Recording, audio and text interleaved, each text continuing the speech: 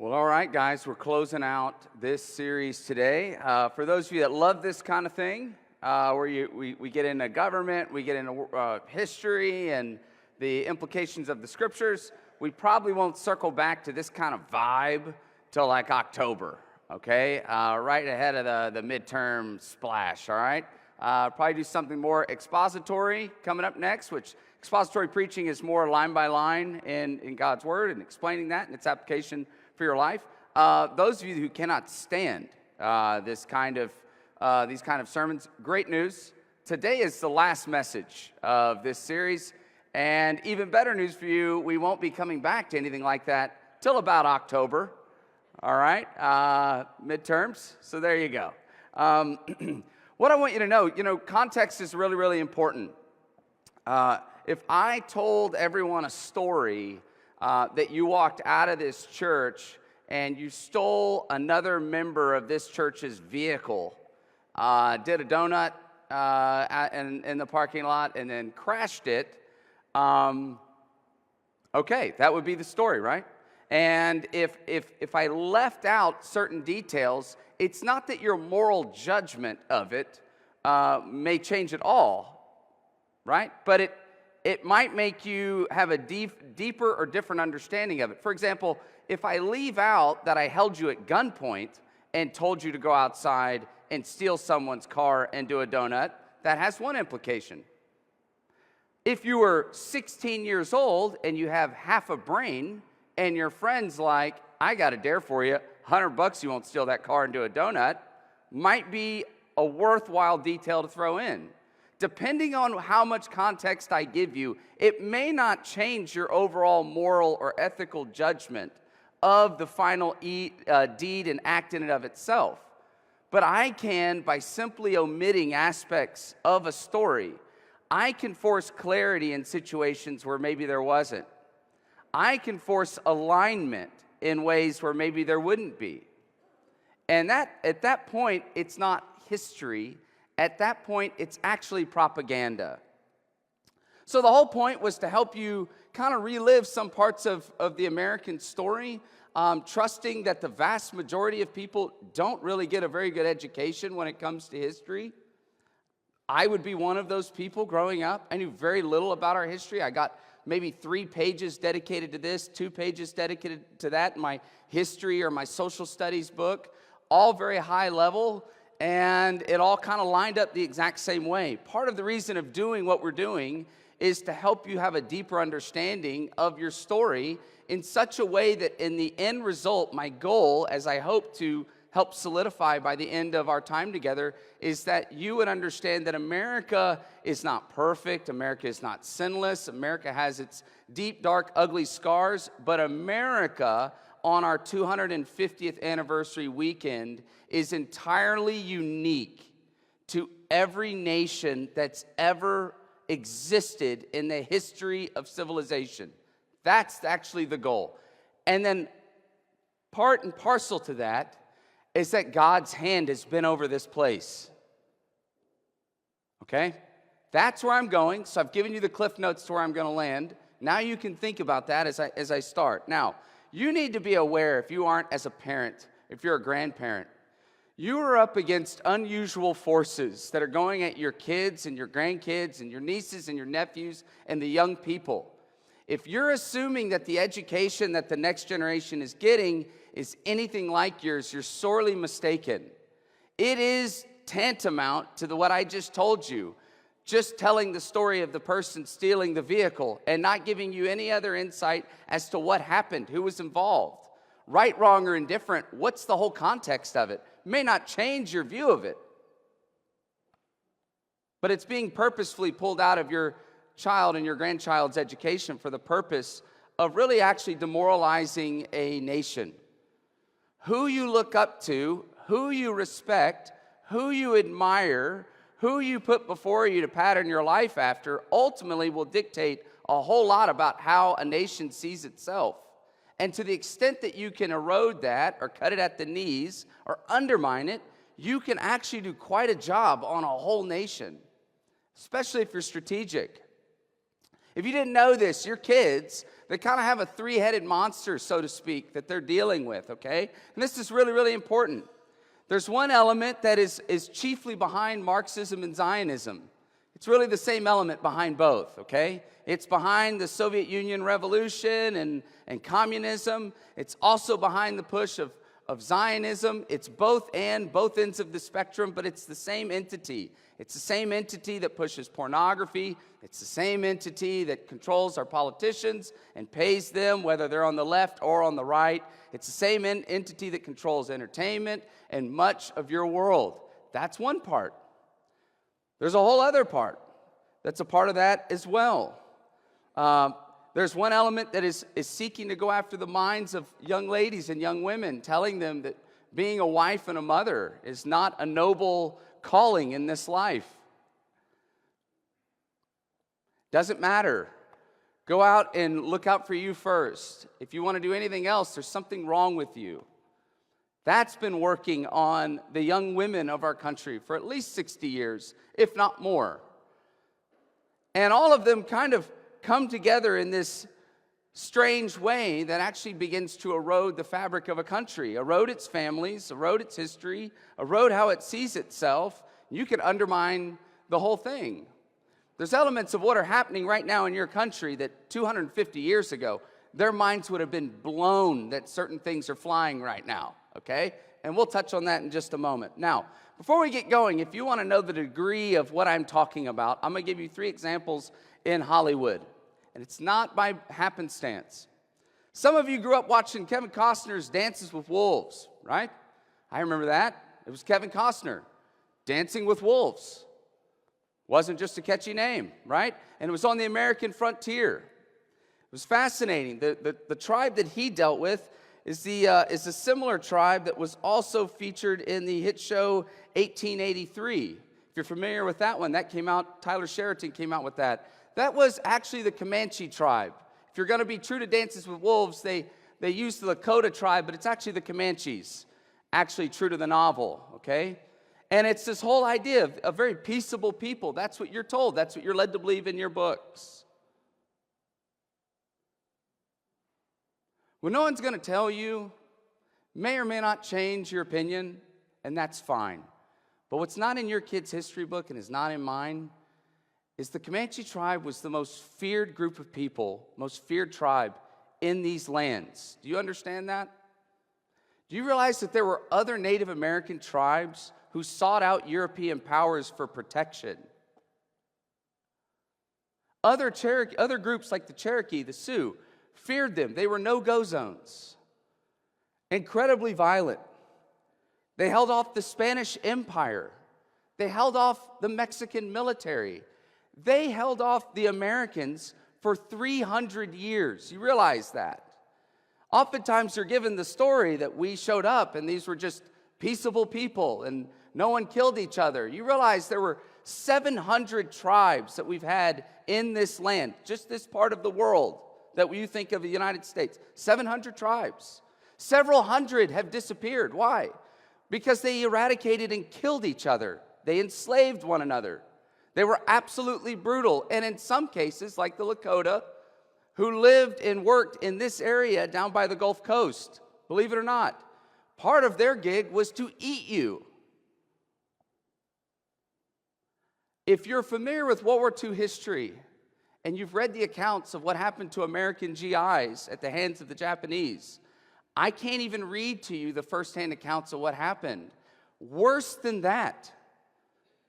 So one of the things I want you to understand, it may not change, but this time of year there's this influx about stolen land. You realize how many tribes owned this land or held these territories before the other one killed them, enslaved them, and controlled them? It's staggering. 700. I wasn't taught that, were you? Now, it may not change ultimately your view on that. And if you're out there and you feel like no matter what, America came on stolen land, okay. But you should kind of know that. You should know what happened in Menard, Texas, not far from here, when a young mother's infant was thrown up in the air several times. And when the kid didn't die from strangulation, they tied a rope around its neck and drug it on the ground till it eventually died. Why? Because it was holding them up after they took her and the kid captive. There was no word for surrender in the Comanche language. It was total war. That's how things were fought. On this land, 90% were either fighting or trying to hold off a fight all the time. It was a very, very violent place. That's something you're not told and something you should understand. What about your kids in the Disney movie Pocahontas? Didn't you grow up with Pocahontas? I grew up with Pocahontas. Seemed like a great group of people. That's what Disney told me. What they didn't tell you is that on March 22nd, 1622, 347 English settlers had been living alongside, who at that point had already gotten up to 1,200, living alongside the Powhatan tribe. Things had gone well. But the problem was the English colonists were beginning to expand in territory. So on this particular day, on March 22nd, they did as they'd always done, worked alongside the colonists, had their meals alongside the colonists, shared dwellings with the colonists on this particular day. And when the signal dropped, they all picked up axes and clubs and killed 347 men, women, children, and infants with axes and clubs. And that kind of began the path of kind of a rocky relationship. Now, did the U.S. military do terrible things to the Native Americans? Yes. Were there atrocities? Yes. Should it make a difference to you on how many people were absolutely beheaded, destroyed, had their eyes gouged out, had their faces ripped off, or were quite literally eaten as a part of a ritual to their gods and turned into stew? Should that bother you? I don't know. That's for you to decide. But you do deserve the whole story. Like, for example, the Trail of Tears. That's a story that was pushed in the 1960s. That phrase didn't even exist when it happened, just so you know. 13 of those 16 tribes that moved were handled by the Cherokee themselves, and their leader made a ton of money.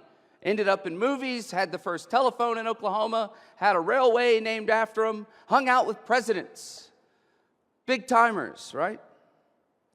They were paid more than Russia and Alaska to move per acre. But you're not told that. You're not told that Fort Pitt, 500,000 Europeans were already dying of smallpox. If smallpox was a bioweapon, the colonists were doing it the wrong way. Aside from the fact that smallpox doesn't live very well on blankets, what they don't tell you is it was 2 English-British officers and 1 mercenary who had a whole discussion about let's put smallpox on blankets and give it to this Indian tribe that has us hemmed in at Fort Pitt. And to their dismay, it didn't work. But I bet you're not told that. I bet you're not told that Dr. Eliza Butler, the member of the American Board of the Commissioners for Foreign Missions, was hired by the Cherokees to advise them as they were relocated. He would admit later that it wasn't 4,000 that would die. It was actually 10%, 400. Now, maybe you want to believe it's 4,000. That's fine. Should you know that he came back and said it was probably 400? My only point to you as we move on is by the time this all happens and you hear people telling you how terrible your country is and how terrible settlers are and colonists and everything else, just know this. In the history of 1,000 years of Native American tribes, when you beat or conquered one another, there was zero paradigm for not only letting them live, but then handing them money and giving them property. Now, that may not change the horrible things that our government did. It's just worth knowing the whole picture. And if you want some books to read, I can send you that way. But my point isn't to suddenly make you have this indignation towards Native Americans. That's not the point. The point is it's messy, see? But messy keeps you from controlling people. That's the point. That's how ugly history is. It's just a macrocosm of the microcosm of your own families. They're messy. So, Who are we going to look at today? I have to tell you, the inspiration I already knew when I decided to do this series. I knew where I was going to land. I find him to be one of the more inspirational people in the story of our country, and I feel like he should probably get actually more of his due than he gets. His name is Frederick Douglass. Frederick Douglass was born in Maryland. He was a slave, and he fled in September of 1838. Frederick Douglass would give this incredible speech that conservatives and liberals love. Why? You just can pick which end of the speech he gives, and you love it. The first part you're going to hear why conservatives love it. The last part you're going to hear why a lot of a liberal America would love it. Frederick Douglass does something profound in this speech, and I wanted to end our series on this Sunday, July 5th, because he gave this very message on July 5th, 1852. And I thought it was cool that the series would end on July 5th. And I'm going to share two parts with you. And I want you to see this is the first part of what Frederick Douglass, it's quite profound, because he finds a way to acknowledge the whole story in a way that we aren't teaching our children. And he does it beautifully. Here's what he says. And when talking about our founding fathers, he says they were statesmen, patriots, and heroes. And for the good they did and the principles they contended for, I will unite with you to honor their memory. They loved their country better than their own private interests. And though this is not the highest form of human excellence, all will concede that it is a rare virtue, and that when it is exhibited, it ought to command respect. He who will intelligently lay down his life for his country is a man whom is not in human nature to despise. Your fathers staked their lives, their fortunes, and their sacred honor on their cause of their country. In their admiration of liberty, they lost sight of all other interests. They were peace men, but they preferred a revolution to peaceful submission to bondage. They were quiet men, but they did not shrink from agitating against oppression. They showed forbearance, but that they knew its limits. They believed in order, but not in the order of tyranny. With them, nothing was settled that was not right. With them, justice, liberty, and humanity were final, not slavery and oppression. You may very well cherish the memory of such men. They were great in their day and generation. Their solid manhood stands out the more as we contrast it with these degenerate times. And there's a moment in the speech where he points out the obvious in 1852. And here's what he says in the latter half. There is not a nation on the earth guilty of practices more shocking and bloody than the people of these United States at this very hour. Go where you may, search where you will, roam through all the monarchies and despotisms of the old world, travel through South America, search out every abuse, and when you have found the last, lay your facts by the side of the everyday practices of this nation, and you will say with me that for revolting barbarity and shameless hypocrisy, America reigns without rival. You declare before the world, you are understood by the world to declare that you hold these truths to be self-evident, that all men are created equal and are endowed by their Creator with certain inalienable rights, and that among these are life, liberty, and the pursuit of happiness. And yet you hold securely in a bondage, which according to your own Thomas Jefferson is worse than ages of that which your fathers rose in rebellion to oppose.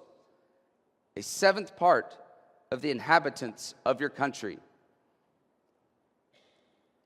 Now here's what's wild. Back to the point. A self-made intellectual taught himself to read and write in secret because he knew his education could be problematic. An incredible orator, a gutsy force of nature. Frederick Douglass does something profound because if you notice, what he calls out is America, the whole thing. That's one part, and we're going to look at that. The next is the fact that he understood the entire context of the entire story. Focused as he may be on his delivery and where he's going, he has a very focused approach of who he's talking to, why he's talking to them, and who he's advocating for. What's unfortunate is you live in a country now where Frederick Douglass, more than 150 years ago, understood more about the totality of what was happening than the average 9th, 10th, 11th, or 12th grader. And that just shouldn't be in the age that we live in, but it's true. He would have known about the Middle Passage. He would have known about the Dahomey tribe in Dahomey. 1.5 million Africans loaded up on ships, not before they were captured by the Dahomey tribe. Those that were put in service to cleaning out all of the neighboring tribes around Dahomey was a military unit of women called the Amazons. They carried a blade 3 feet long, could cut a man in half. The leaf-slayed child would ring a bell. That was the warning to the men, clean out. Why do we know this? We know it because Christian missionaries would come back shocked and in horror, could not believe that almost, 40-something miles around Dahomey were cleared out villages, 14, 15, 16 villages. They're gone. Abolitionists of this time regularly talked about it, but it's been removed from the consciousness of America. We don't want people to walk in the possibility of how dirty and how much was slavery under the nails of our planet. See? He may have known or may not have known about the East African slave trade. He didn't know about that, but if you didn't know, Zanzibar at one time was the African slave capital of the planet. As we're trying to shut down West African slave trade, more than 17 million young people would be trafficked all the way through Zanzibar. 3 out of 4 wouldn't even make the trip. They would die before they would get there. Males were routinely castrated. 80 to 90% wouldn't even survive the surgery itself. These are horrific conditions, horrible situations. And why would he call out America? Well, he would call out America because he knew what we don't teach people today is how much America was invested in the brokenness of the institution that it kept saying that it found morally corrupt and evil. What did he understand? He knew that the likes of Anthony Johnson, a black plantation owner, was the first person to actually make lifelong ownership of a slave, in this case it was John Kaser, to ever happen. It set the precedent for lifelong ownership. As terrible as that sounds, he would have known that slaves were owned in the North. We're never taught that. At one time in New York, more percentage of families owned slaves than even owned in Maryland. You're not taught that. Even during the time of Abraham Lincoln, he would have known that there were what called black codes, not only in Lincoln's own Illinois, but also in the Northeast. Terrible things that were done to people. If you were black and you were in the Northeast and you traveled more than a mile away from your home, if more than 3 of you gathered to dance, if you weren't willing to pay in U.S. dollars today $40,000 and could show that you were free, could not move into Illinois, and if you broke any of these black codes that were put in place, even in the North, you were going to get lashes and beatings.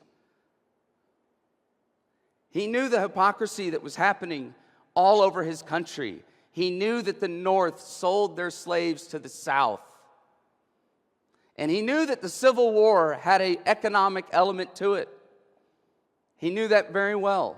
He knew that cotton that was picked in the South was shipped north. And the textile mills in the North shipped the cotton back over to Africa in a trade, who then would be responsible for moving slaves to the Caribbean. If you didn't know, the United States of America was making money on every corner of this, while at the same time claiming to be fighting against it. This is part of his indignation. 100+ anti-slavery groups in the South in the 1820s. All of them slowly went away. Legislation that was passed in the South to end slavery, all of it slowly went silent at the advent of the cotton gin. It was just too much money to be made.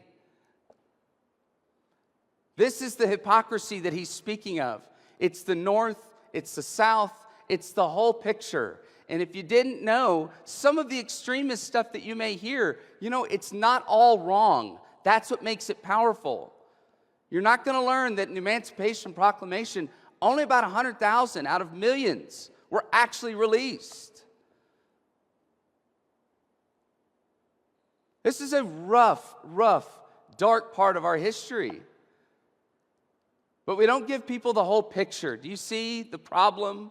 I bet I've reeled off already 80 to 90% of things you've never heard. And if you pick up that rock and look deeper, you're going to be shocked at what you learn. So messed up, so backwards, so dark in so many ways. And yes, America's exports and what was holding up our economy was the cotton that was being picked. 2/3 of our economy internationally was leaning on what was happening in the South. And at some point, it became better to just tell people, mouthpiece, that we're against it. Does that sound familiar? This is wrong. We don't like it. We don't like it. Pacify the people, but keep doing exactly what you're doing. Prop up the economy. That's exactly what was happening. And finally, the likes of Frederick Douglass had enough.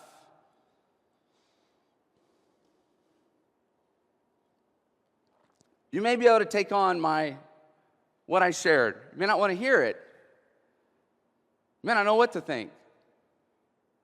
Here's what I would tell you are two texts that need to be understood. One is Jeremiah 29:11, written from the perspective of someone who was taken away from his home by the Babylonians. And he writes, "For I know the plans that I have for you, declares the Lord. Plans to prosper you and not harm you, plans to give you hope and a future." He's writing that in captivity in Babylon. Far from his home, the Babylonians would come in and pull their people away from their home. It hits a little bit different when you start considering that someone is writing by the power of the Holy Spirit, that somehow God has a plan in this mess. And here it would be centuries and centuries and centuries, and centuries later would be another outsider. On one hand, he's a Jew of Jews. He's a Roman citizen, and yet he has no allies and no friends. You can't be more alone than the Apostle Paul. Beaten, mistried, mistrials, accused, slandered, maligned, beaten multiple times. And we'd see the Spirit of God working with the exact same message generations later in Romans 8:28. And we know that in all things God works for the good of those who love him, who have been called according to his purpose. The interesting thing about Douglass is before he gives this scathing speech, he first writes an autobiography, and it makes him famous.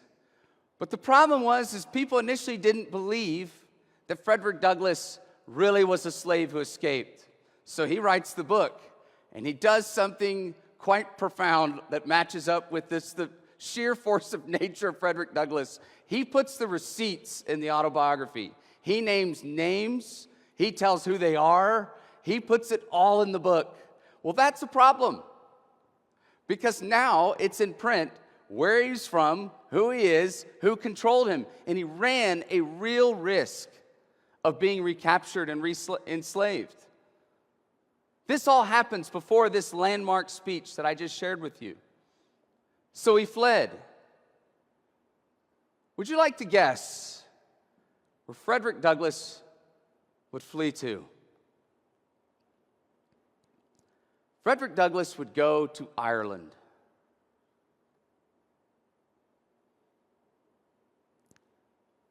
Why Ireland? Well, here's why Ireland. The Barbary slave trade, it would last from 1500s to 1830s. 1.25 million, 1.25 million English and Irish were taken from their homes. Chattel slavery, men castrated. This is part of their practice to keep you from messing up their line and their lineage. There was this group called the Janissaries. June 20th, 1630. Hundreds of thousands of young Irish young boys were taken from their homes as children by these Muslim raids. They would take them away, and then they would reprogram these young men, and they were called Janissaries. They would wear a red sash around their waist. They would have these giant boats with these big crescent moons, the whole Muslim deal as they roll up. They were highly, highly trained. They were like monk warriors. They carried 2 pistols and a sword. They were Muslim converts. By the time they're in their 20s, this is their allegiance. They know nothing else anymore. Reprogrammed. They would take all of the inhabitants of Baltimore, a town in Ireland, and yank them off into slavery. The Irish knew really, really well on a contemporary level what it meant to be taken from your homes, stripped of your dignity, and taken somewhere else against your will. It's the Oliver Cromwell taking 80,000 Irish and putting them on sugar plantations. That's why you have the Irish last name scattered all over the world. That's what's going on. Hundreds of thousands of Irish in the 1600s are indentured servants in this country. Their mortality rate was through the roof. They never even finished their contracts. Between the beatings and the disease, they would simply die before they reached it. And part of it was they were the equivalent of a rental car. They were expendable. So you have to understand, right? Once again, how could anything good come from some remote island that has nothing to do with the American story? How could God ever connect different groups of people for his purpose? How could he ever work through so much heartbreak and brokenness and shame and guilt and a loss of dignity and a loss of self and a loss of history? How could he do that? Frederick Douglass would show up, and he said it was the most beautiful time of his entire life. He said, I had never been treated like a human being before. He had never been seen as a person. Daniel O'Connell, Richard Webb, Father Theobald Matthews, and James Houghton, they would platform him. And if you didn't know, the problem that he had, Frederick Douglass, is that he wasn't a free man. And they platformed Frederick Douglass all over Ireland, Scotland, and England. It's the Irish, the Scots, and the English that raised the money to buy his freedom, so that when he came back, that's it.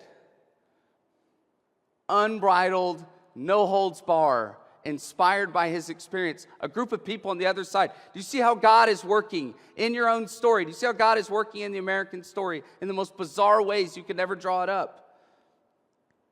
Why do I share this story with you? And this is what you need to know to summarize it. So if I've lost you so far, clue back in. This is the last 2 minutes. Why is this important? Because no one in the history of civilization, no one, you will not find a man in the history of civilization, of all of the slave trades in every continent from India to Europe, pick your part of the world. You won't find anyone, no male, in the history of civilization like Frederick Douglass. There has never been a man who was a slave, a freed slave, fought against slavery, and lived to see it come to an end. In every other story that you will ever be able to know or look into, they either stayed a slave, they became free, they fought the king, and they would lose their head, their arms, and their legs, and the story's over. No one ever rose to that level. It took that piece. So what happens? What makes your story unique? I'll tell you.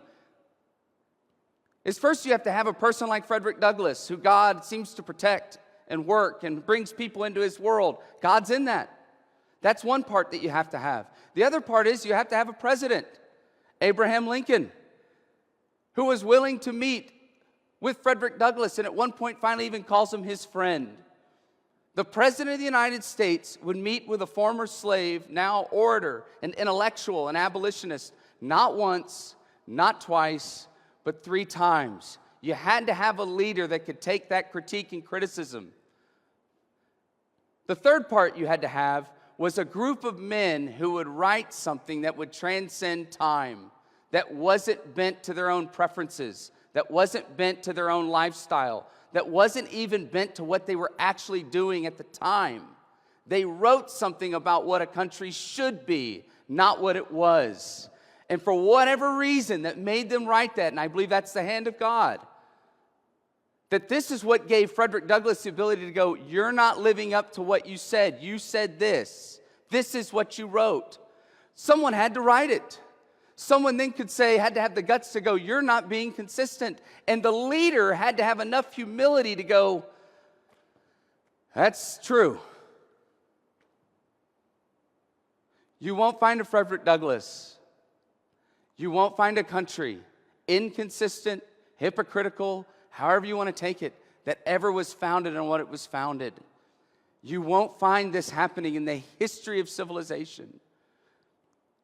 And it is God that has worked through this land and worked through our people. Is it perfect? No. Are there dark and evil things today? Yes. Will we cover some of that in October? You can count on it. But the reality is God has been faithful. Not because we deserved it. Not because of our character, but because of His character, His faithfulness. And as long as there's a breath in our body to lift up our nation and our people and ask Him to intercede graciously one more time through all of the darkness that's in our history, in our present, and maybe even, of course, in our future. As long as we are appealing to Him, God's character is the same yesterday, today, and tomorrow. As long as we invite Him into our nation, into our land, into this story that is unlike any other in the history of civilization, that maybe, just maybe by God's grace, He'll give us 250 more. Amen? God bless America. Let's pray.